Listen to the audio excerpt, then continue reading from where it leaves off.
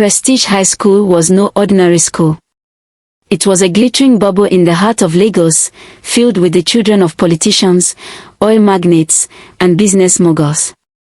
Among the sea of students, 4 girls reigned supreme: Amaka, Cynthia, Bimbo, and Chike. They were called the queens. Everyone knew them. Everyone feared them. Everyone wanted to be them. Their polished shoes, designer bags, and expensive perfumes announced their presence before they spoke a word. They were more than students, they were influencers of their time, trendsetters who dictated what was fashionable in Prestige High. Every boy dreamed of dating them, and every girl secretly wanted their life. But beneath the shining surface of their glamour, their kingdom was built on shaky foundations: vanity, envy, and deceit. The queen's daily routine was simple: skip boring classes, sneak into clubs with fake IDs, and hunt for rich boyfriends who could shower them with money and gifts. Their favorite saying was, "Soft life or no life." Bimbo loved flaunting her new wigs, Chike collected the latest iPhones, and Cynthia boasted about her sugar daddy's flashy car rides. Amaka, though just as stylish, was different. She laughed with her friends, wore the same glossy lipstick, and danced at their parties, but deep inside she carried a nagging emptiness. Unlike her friends, she craved something genuine, something that didn't come wrapped in cash or designer labels. She kept this secret buried, afraid of being mocked by the very girls she called sisters. One hot afternoon, while the queens strutted home from school, Amaka's eyes landed on a boy selling roasted corn by the roadside. His uniform was worn but neat, and his smile carried a warmth that pierced through the noise of traffic and chatter. His name was Chike, a scholarship student who attended Prestige High but could never mix with the likes of them. While her friends laughed at the corn boy, Amaka felt something stir within her. She slowed her steps, letting their mockery fade into the background. For the first time, she saw a boy not as a wallet, but as a person. Their eyes met briefly, and Amaka quickly looked away, her heart thudding like the drums at a village festival. She didn't know it yet, but her world had begun to shift. Cynthia noticed Amaka's stolen glance and smirked knowingly. "Don't tell me you're admiring that roasted corn seller," she whispered with cruel laughter. The others joined in, teasing Amaka about her poverty taste. Amaka forced a laugh to hide her embarrassment, but inside, her spirit wrestled with confusion. Why did she feel drawn to someone her friends considered beneath them? Later that evening, Amaka couldn't sleep. Chike's humble smile haunted her mind. Unlike the boys who flaunted wealth, Chike seemed real. And though she tried to dismiss the thought, her heart whispered something dangerous: maybe true happiness isn't about money at all. The next day, Amaka pretended to have forgotten her notebook in class, letting her friends go ahead. As she walked alone, she spotted Chike packing up his roasted corn stand. Summoning courage, she approached him. "Hi, you're Chike, right? From class SS2B." Her voice trembled slightly. Chike looked surprised but smiled warmly. "Yes, I am. You're Amaka, right? One of the queens." His tone carried no mockery, only respect. They spoke briefly, and in that short moment, Amaka felt freer than she ever had at any club or party. But as she turned to leave, Cynthia's voice cut through the air, sharp and dangerous. She had doubled back and seen everything. Cynthia didn't waste time. That night, she called a secret meeting with Bimbo and Chike. Her eyes glittered with mischief as she relayed what she had seen: Amaka, the loyal queen, speaking to the convoy. The girls gasped in mock horror, their laughter filling the air like venom. "This is dangerous," Cynthia hissed. "If Amaka keeps this up, people will start mocking us. Our image as queens depends on who we are seen with. Imagine being associated with roasted corn."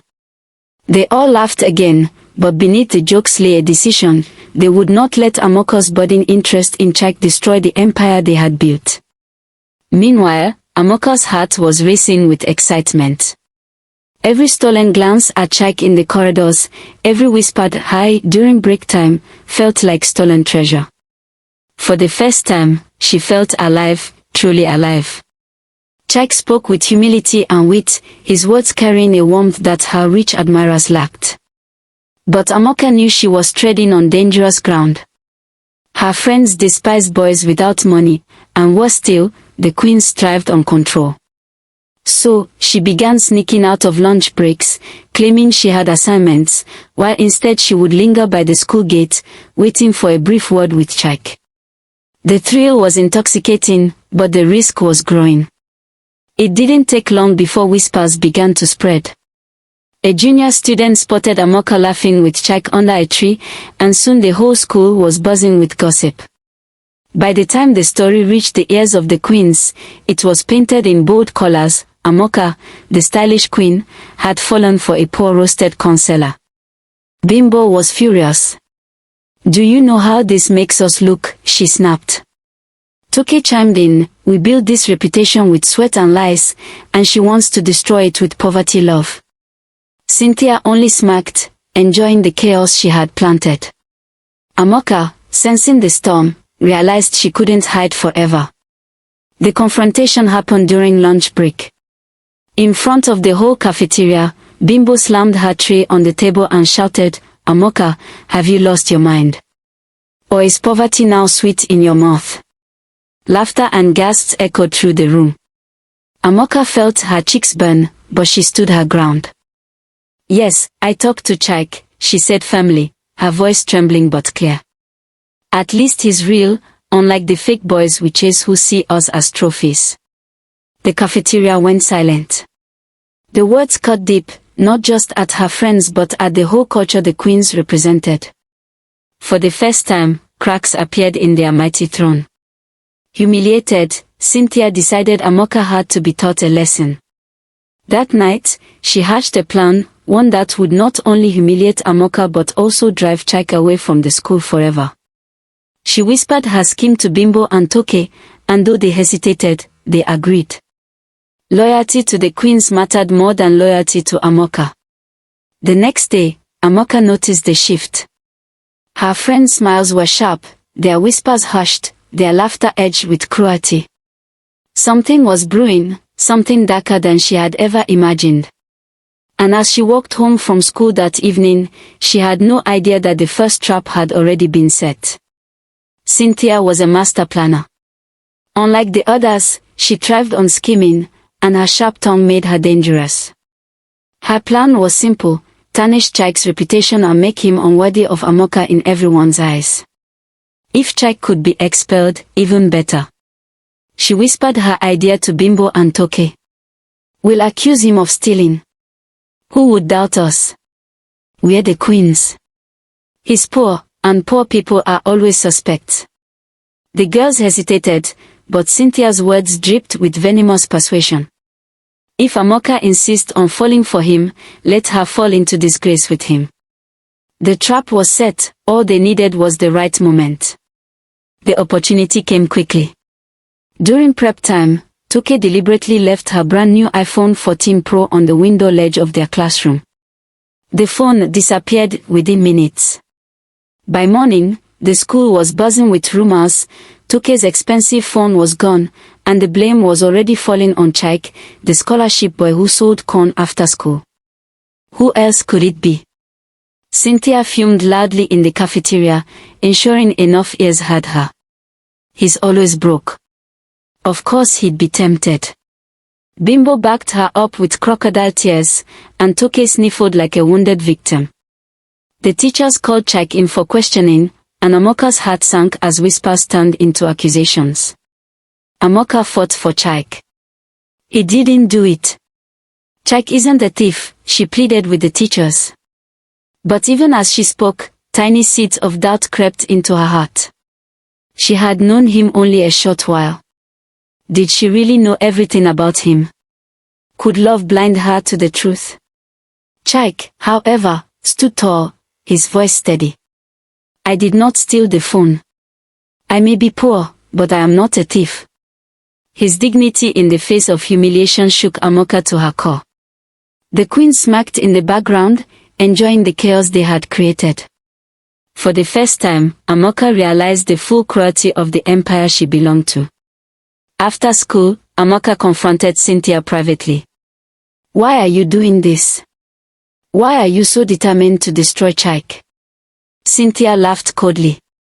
"Because love is weakness, Amaka. And weakness destroys queens. You want to lower yourself for a convoy? Then be ready to fall with him." But Amaka wasn't ready to give up. That night, she sneaked to Chike's roasted corn stand, her heart pounding. "I believe you," she whispered. "I don't care what they say. We'll prove your innocence." Their hands touched briefly, a silent vow in the flickering glow of his charcoal fire. Neither of them knew Cynthia had seen them from across the street. The next day, the principal called an emergency assembly. The missing phone had become a scandal, and pressure from Toke's wealthy father forced the school to act. Chike stood before the students, accused of theft. His pockets were searched, his locker turned inside out, nothing was found. Just when it seemed he might be cleared, Cynthia stepped forward dramatically. "Sir, maybe he hid it somewhere else. We all know poor people are desperate." Gasps echoed through the hall. Amaka's chest tightened, rage mixing with fear. And then, at that very moment, Toke screamed, holding up her iPhone. "It's here. Someone slipped it into my bag." The hall erupted. The mystery deepened. Who planted it there? The question hung in the air like smoke. Amaka's eyes darted to Cynthia, who smiled knowingly. The trap had only just begun. The discovery of Toke's phone should have ended the drama, but instead it fueled the fire. The principal's stern face betrayed his frustration. "This matter is bringing shame to our school," he declared. "Until the truth is known, everyone involved will face consequences." The queen seized the moment. Cynthia raised her hand. "Sir, with all due respect, Chike's presence here is the real problem. People like him don't belong at Prestige High. They drag our reputation into the mud." Murmurs rippled through the assembly. Amaka's eyes burned with fury. She stood up, her voice sharp. "Enough. This isn't about reputation. It's about jealousy. Cynthia is framing him because she can't stand me loving someone real." The hall went silent. A war line had been drawn. The confrontation carried into the corridors. The queens cornered Amaka near the lockers, their polished shoes clicking like the march of soldiers. "You've betrayed us," Bimbo hissed. "You chose a poor boy over your sisters."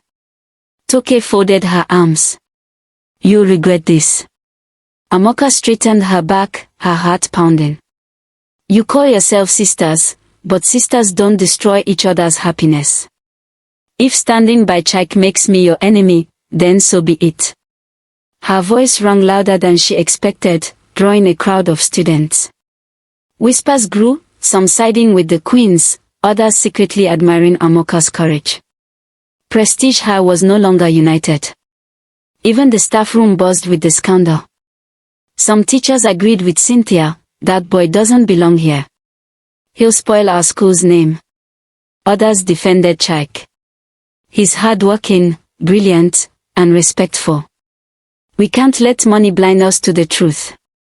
The principal, caught between wealthy parents and the quest for justice, announced a hearing. Chike's scholarship would be reviewed.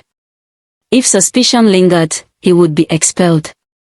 Amaka sat in the back of the classroom, trembling. It wasn't just about Chike anymore, it was about justice versus corruption. And she knew the queens would stop at nothing to win. The tension exploded during English class. The teacher had barely left the room when Cynthia turned to Amaka. "Enjoy your romance while it lasts. Soon, your boyfriend will be history." Laughter bubbled from the other queens. Amaka slammed her desk.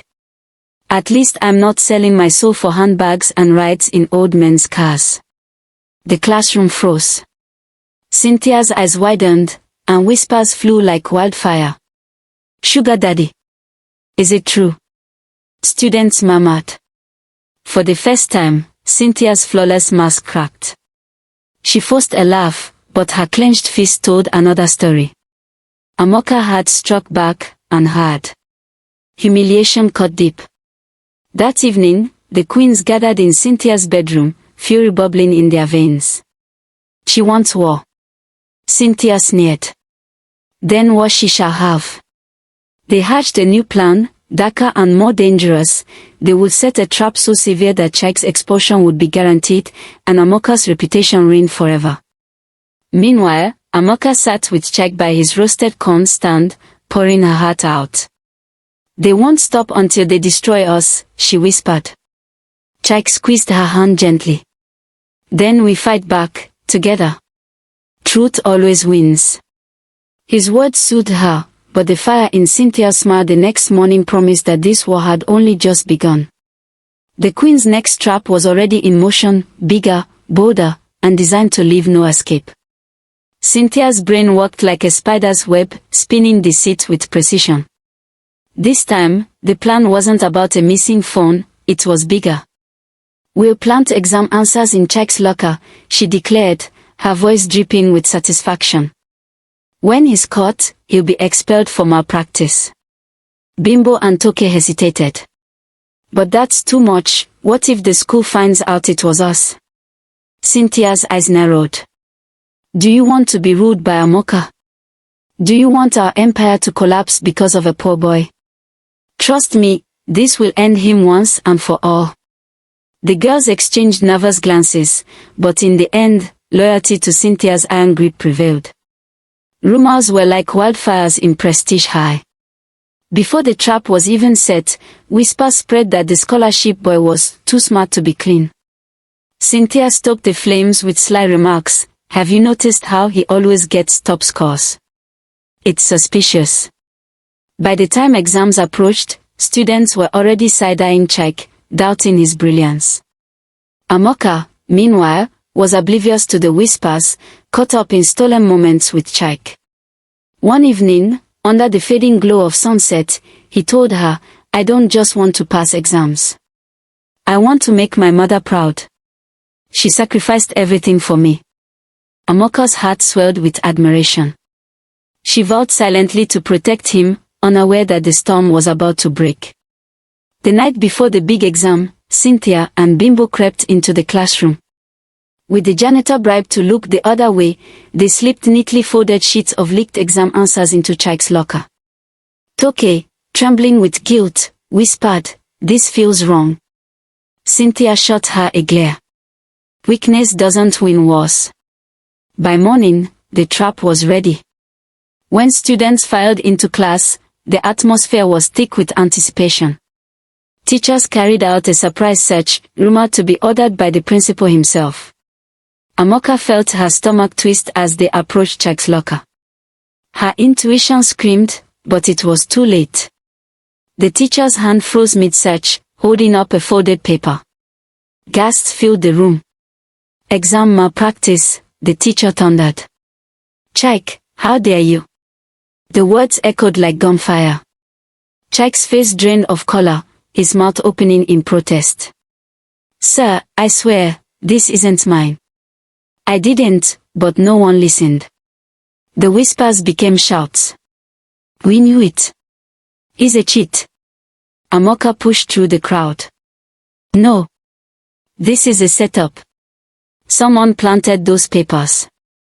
Her voice cracked with desperation, but the tide was against her. The principal's face was grim. Until further notice, Chike, you are suspended. We will decide your scholarship after an inquiry. The hall buzzed with chaos as Chike was led away, shoulders slumped. Amaka's heart shattered. The queens stood at the back, their victorious smirks hidden behind innocent expressions. That night, Amaka stormed into Cynthia's room, fury blazing in her eyes. I know you did this. You framed him. You destroyed his future. Cynthia leaned lazily against her mirror, painting her lips a glossy red. Prove it, she said coolly. Besides, you chose him over us. Now live with the consequences. Tears streamed down Amaka's face. You were my sisters. My family. How could you? Cynthia's smile didn't falter. Family is loyalty, Amaka. And you broke it first. The words stabbed like knives. Amaka knew, in that moment, that her choice was inevitable. She could no longer stand with the queens. Her heart belonged to Chike, and the war had only just begun. As Amaka lay awake that night, the weight of her decision pressed down on her. She could never go back. Episode 1 was ending, and the next chapter of her life would be written in fire, betrayal, and love. The fallout from Chike's suspension rippled through Prestige High like an earthquake. The students split into camps. Some defended him, pointing to his hard work and humble nature, while others mocked him as a consular cheat. The queens strutted through the halls, enjoying the chaos, their reputation intact. Amaka, however, found herself isolated. Once worshipped as part of the royal circle, she was now whispered about as the traitor queen. Her classmates avoided her, fearing Cynthia's wrath. Even teachers looked at her with pity. But deep inside, Amaka felt stronger. If they want war, I will give them war, she whispered to herself. Amaka couldn't bear the thought of Chike facing this alone. After school, she visited his roasted corn stand, only to find his mother sitting there, eyes red from crying. They want to take his scholarship, she said, voice breaking. Do they know what it means to us? I have nothing else to give my son but his education. Amaka knelt beside her, tears falling freely. Mama, I will fight for him. I promise you. In that moment, Amaka's resolve hardened. This was no longer just about love, it was about justice, about proving that truth could shine brighter than lies.